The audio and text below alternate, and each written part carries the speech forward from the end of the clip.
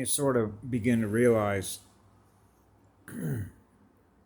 um, how these reptiles, these Nazis and what have you, have been trying to control humanity's timeline. Okay? To make it collapse. I used to wonder when I was a child how it was that I was experiencing beings around me that were running a perpetual program of self destruction, which is really living in an acidic state of mind. But of course, that's it's not unusual. I mean, I remember when I was about 16 years of age driving through the city of Oakland one night, and you could see liquor store after liquor store after liquor store after liquor store after liquor store after liquor store. I don't even remember the name of this street that is in the middle of Oakland, but it seemed like we kept driving forever, and that's all I ever saw on both sides of the streets was liquor store on both sides of the street with people hanging out on the outside of liquor stores. You know, just hanging out around liquor stores, liquor store after liquor store after liquor store.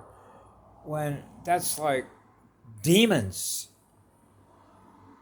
I know because I had to experience that while I was here. That's what trauma does. You know, when people do things against us that cause us an enormous amount of trauma, particularly emotional trauma, as if they're deliberately trying to cause the most horrendous kind of emotional pain when you have so much love in your heart for what living spirit is. How could anybody do something like that? My God. To lower your energy to such a lower vibrational state so that now your host vessel becomes a ripe target for a demon to move right on in and begin feeding on your pain and suffering. How could such a being think about doing something like that to another being? Right? That's the parasitic nature of how that programming works. That's exactly what it's designed to do. And they're not even aware of what they're doing, which is sort of like when I walk around this town, I begin to realize that I'm surrounded by psychopaths. Because all you have to do is to realize all of the what we call input stimulus, which means the signal communication of what we therefore become aware of. And that state of awareness becomes a communication signal of the energy that's communicating it. You begin to realize that the communicator doesn't give a shit about you, doesn't give a shit about anybody else, and doesn't even give a shit about its own self because it doesn't even understand why it behaves the way that it does to communicate the energy that it does, which is meant to drain your battery, which means they're draining their own battery and not even be aware of it. Which means they have no love, no compassion, and no empathy. Not only for themselves, but for anything else. That's a car wreck. That's a universe killer. What do you do with something like that? Look at how many that they manifested here. I shouldn't say that's the wrong word, manifested. I call it a breeding ground. When you begin to understand the nature of having so many other people in the spiritual community that are spiritual warriors tell me, quit breeding with hybrids. I mean, that's why the Draco reptilians created the hybrid programs that they did. As Patty mentioned one time, it took them 1,600 years to find a workaround to get around the RH factor. And once they busted in, they eliminated the third pole and what was it? Patty removed or made, what was it, 300 some odd thousand of edit changes in the chromosomes? And then went from 48 to 46. Okay, why'd they do that? That's forbidden. To create more chaos. To create more low frequency density consciousness experiences about everybody that's here.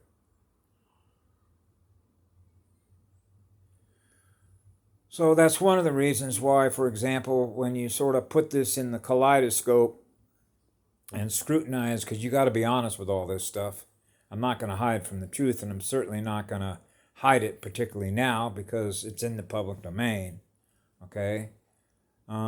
Because you're not ever going to be able to know the truth about why everybody experiences everything that we experience here unless you know the truth about who everybody here is, why everybody that is here, or how they got here, what star system they represent, where they come from, what their core frequency identity is, who their soul family is, okay?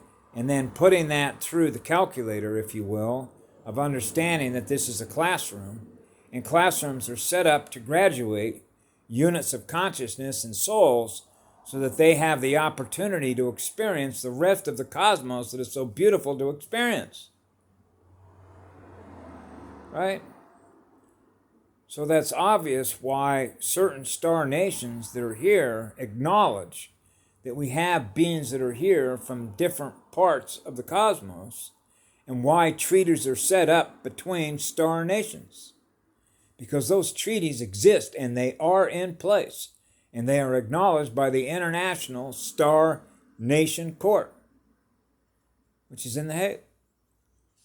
There are 6 treaties, okay, known as the 6 Aboriginal Treaties, amongst the tribal star nations that are here, that are native to this planet, and have a peace treaty to live in peace among the native tribes that are here. And then, of course, you have the Romans. The Roman civilization. And most everybody knows the history of the first one, so all they did was set up the second one. But rather than going off on that, which is more of a negative thing, what I did think was important before I leave this for the day, which really had to do with, how different people have different perceptions of how sort of the importance of this election, if you will. Because when I hear a lot of different pundits or people that are out there that are honestly trying to convey what they believe in their own mind as important information that they want to share with other people. So obvious, these would be beings who are represented in the alternative media, who have large followings, which would be people like Dan Bongino, okay, was a former Secret Service agent during the President Clinton. He was a former New York cop, okay? He grew up in the city of New York, okay? He is self-identified as a Republican or as a conservative, okay, if you will. You have Glenn Beck, who used to be on Fox News, who is less a journalist and more of an historian. He has an enormous amount of knowledge in knowing history, the history of what happened here. He understands and knows who the Indians are, okay? He tries to be as truthful in looking at the data and being honest with what the data is telling him, and then sharing his interpretation of that data in the most honest way possible that he can. So this is where I used to think about, for example, because this is true, which means perception vibration, which means the universe that we experience, which is in our mind, is based on the vibration that we're experiencing in our mind, which can be calibrated or quantified by the spin of the Merkaba, which means how fast are the waves that we're experiencing who we are. Well, naturally, that's going to change depending on the geospace. So, for example, I could jump in a starship or teleport from where I am right here to about 60 miles southwest and know I'd be right in the middle of the redwood trees, and what I would be experiencing from what I'm experiencing right now to what I could experience in less than 2 seconds, the difference between the two in terms of the wave speed and spin of my Merkaba would be like a vast difference. So you know that. See? So you know that wherever your consciousness happens to be at any one given point in time, as to what you're perceiving is based on the vibration of the energy that we're experiencing at any point in time, or any point within the grid. So you can be inside the grid and experience no time, or you can be inside the grid and experiencing the slower wave. the accelerator.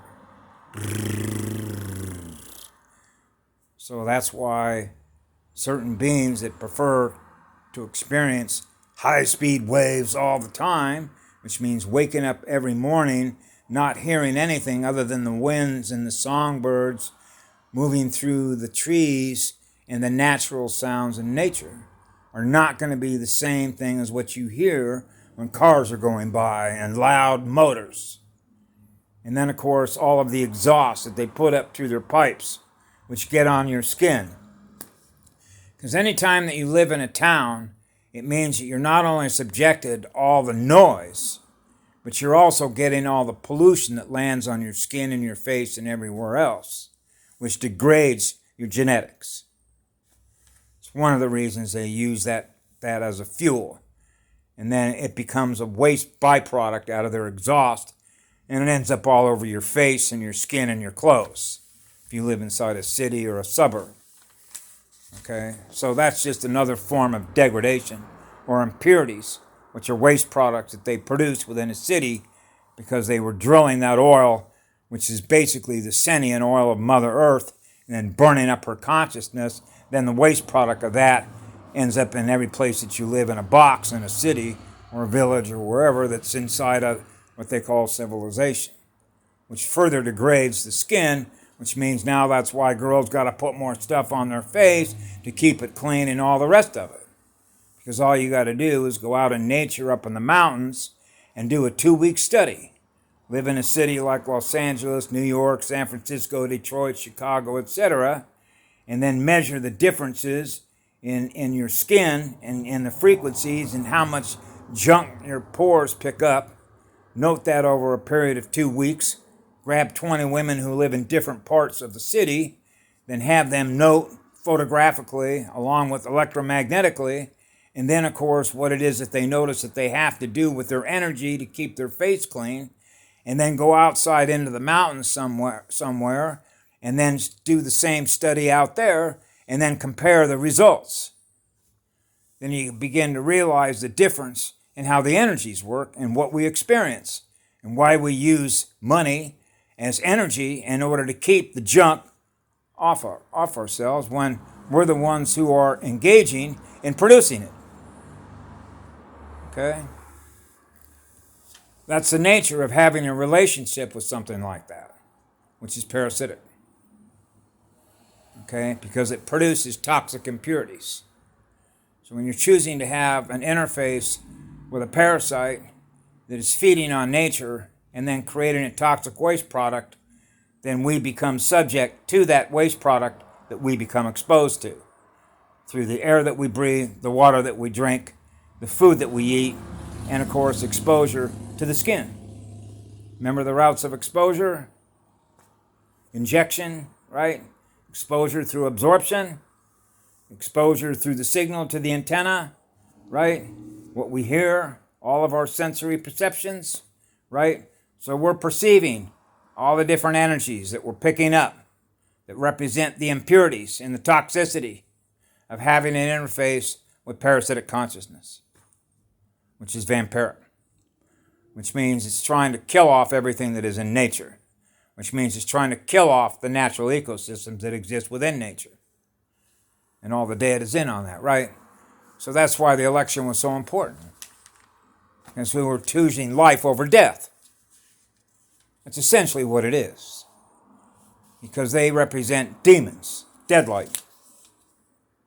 They don't have any love to generate, not only for themselves, but anybody else.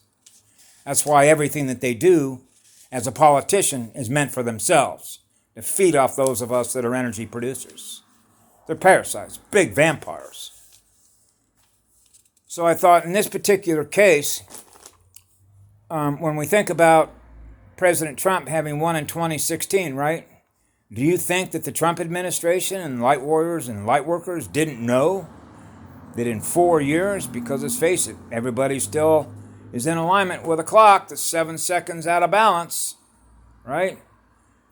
Could you not predict what was going to happen yesterday on November 3rd? Could you predict that? Of course you could. How do you know that? Because they're still here. They weren't eradicated. They're still in Congress. They still exist in all the bureaucratic institutions. You find them in all the schools. They're in all the institutional forms in which we have an interface. So those were represented by the blue states. That's a lot of folks that were programmed to be parasites feeding on the light. How do you remove that many beings out of here? That's a lot of folks. So the way that I sort of perceive this on a holographic way is that, and I mentioned this, and I actually got a signal response from her when I said to myself, yeah, if you want to know what she can do, she could produce a holographic screen for everybody on the planet to take a look at, okay? And she can actually show you what the intent is of everybody that wanted to cast a vote for President Trump. In other words, the intention of the consciousness through which that being was choosing to vote for President Trump, and the reason that that being wanted to vote for President Trump, because that unit of consciousness wants President Trump to have 4 more years. That's a known. That information, what is in the mind of that consciousness, to have that intent, to have President Trump have 4 more years, that's a known quantity. And you know how you know that's a known quantity? Because you cannot create or destroy energy. Okay? The holographic knowledge, the knowledge of the consciousness, the knowledge that is known of what the intent of that unit of consciousness is a known. Because you cannot create or destroy energy. That means that every single unit of consciousness that was wanting President Trump to win, and every unit of consciousness that voted against President Trump is a known. Which means it isn't even necessary to look at a paper ballot and know the result. She knows the result. Okay? And she could produce that result and show everybody on the planet how everybody had intended in their own state of consciousness exactly who they wanted for President Trump. Because that's what the truth is. The truth is already known because it's been recorded in the Akashic record. That record is known on the galactic record. Okay? So that's why the light is not going to allow the liars to cheat their way and steal their way through to continue to do what they've always been doing, which is to harvest electrons off of humanity. So that's why the very idea that the light was going to allow the dark to win an election to continue what they've been doing on this planet, which is to hold humanity's consciousness captive, is not going to happen. That's how we knew who won the election, who really won the election, because it's known. That's how we know the light won this war. It's game over, and they know that. So anyway, I'll leave you with that because I felt that needed to be expressed, because there's some things when a lot of these pundits were talking about, well, all the ballots we're still counting the ballots and we're still waiting on the count to take place. I'm just going, listen, lady, okay, it's not like we don't already know the result. Why don't we just share with everybody on all of these stations that we already know the result, because everything that happens here is already recorded on the Akashic record. So we already know the result, and here it is. Okay? So in some ways, it's, how do I put this? There are times in which I just wish that there are some light workers that would just come clean with everybody, okay? I realize that they have their timetable, okay? And there's reasons why things happen the way that they do. It's like being the director behind the play that's moving the levers like Mr. Wizard of Oz, right? So this is where the real Wizard of Oz, if you will, which is what the light is You know, I mean, I've always, I grew up as a child believing, you know, let's quit. How did my dad used to say it? Quit beating around the bush. Okay, just spill it, right? Let's end this game and this facade once and for all, and come clean with humanity.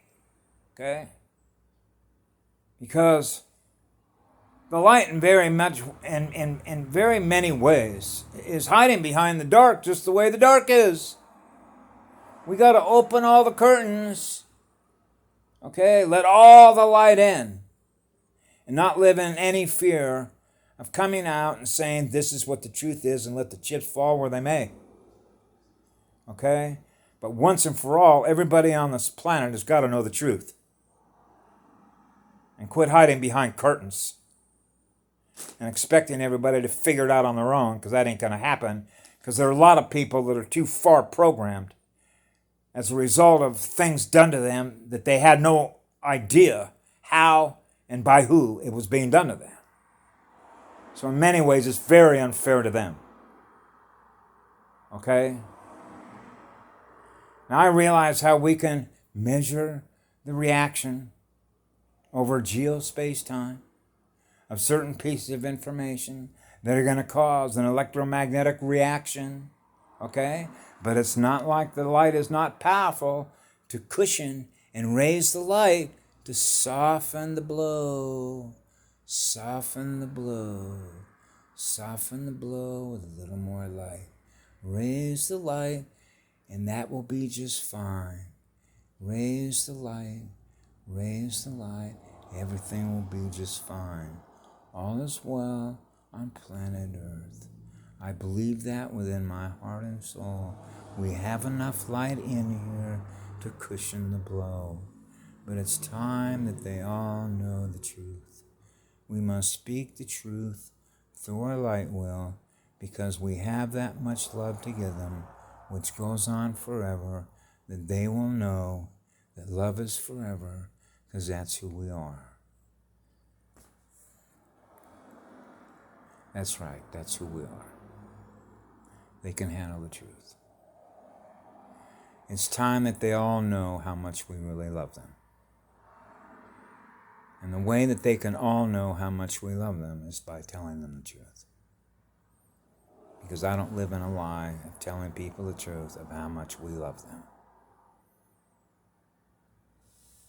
Have a great day. I love you all.